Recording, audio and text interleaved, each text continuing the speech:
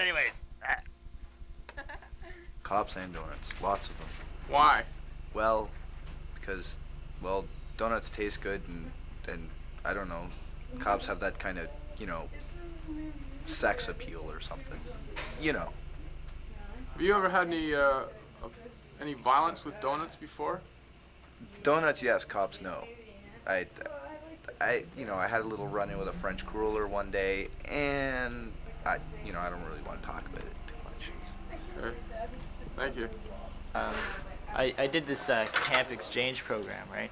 And I was in Regina, and one night, me and some of my buddies, we went out, and we were walking by.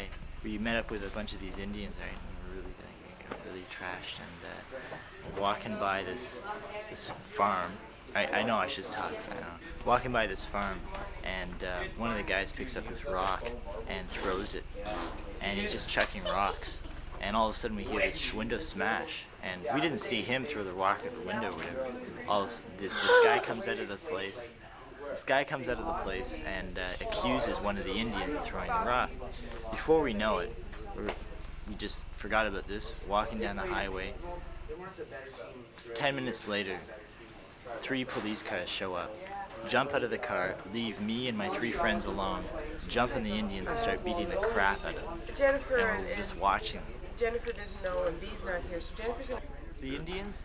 Yeah, they had the crap beaten out of them. Yeah. And what Just happened? because they were Indians, and just we were even drunker than they were.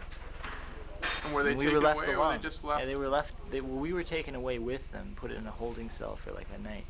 But we got out because the camp bailed us out. But they stayed in there, and who knows? Like they probably stayed in there for like a long time. What education do you think police need today to get into police force? I don't think much. Okay, thank you. A neighborhood who were doing some criminal acts during the evening, and they were getting chased by the police one evening, and they hid in some backyards, and all the police were coming around searching for them. And the one guy had been caught by the police officer, and he was taken to the ground, and he was continually being beaten by the police officer. So one of his friends hopped over the fence, who was watching this, hopped over and told him, to the police officer to leave him alone. He's down on the ground, he's not going to do anything. And the police officer continued to hit him, so he picked up the policeman's billy club and was going to hit him, and from behind the other cop came back and started smacking him. And both these 2 guys were beaten pretty badly by the police. Their handcuffs were put on really tight with bruises around their wrist. The first police officer could have stopped, Do you think there was any unnecessary violence? Yeah, the one guy was on the ground who was pleading not to be hit. Shouldn't have been hit. He had given up, Okay, thank you. All right. In my neighborhood, they were hopping fences through the night trying to make it home early.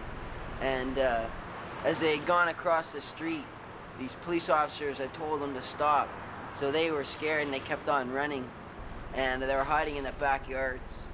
And all the police were coming in the backyards with some flashlights. And one of the police had grabbed one of the boys and started profusely pounding him into the ground. And his friend had told the police officer to stop, that he wasn't going to do anything. He was ready to give up. But he kept on doing it, so this other boy grabbed the cop's billy stick, which he had left on the ground, and was going to hit him when another cop had come out and started hitting on the boy with the billy club. And both were beaten really badly. Do you think there was any unnecessary violence? Yes, definitely on the police part there was unnecessary violence. Okay. Both kids had given up, and they continued to beat them. Okay, thank you. Nope. Okay. I know this one guy who got literally got the shit beaten out of him. But he got the shit beaten out of him because he stole a lady's wallet. He stole what? A lady's wallet, and they chased him for like 4 blocks. Okay, cut. And they caught him. Okay, I know this other guy and a buddy of his did a B&E. And cut. The cops pulled him over and picked him up because they thought he was involved in a B&E. And they took him to the cop station, and they were trying to get answers out of him. And they took him and they rammed his face right into a typewriter. And then to explain the bumps, etc. They just said that he tripped and fell into a typewriter. Isn't that great?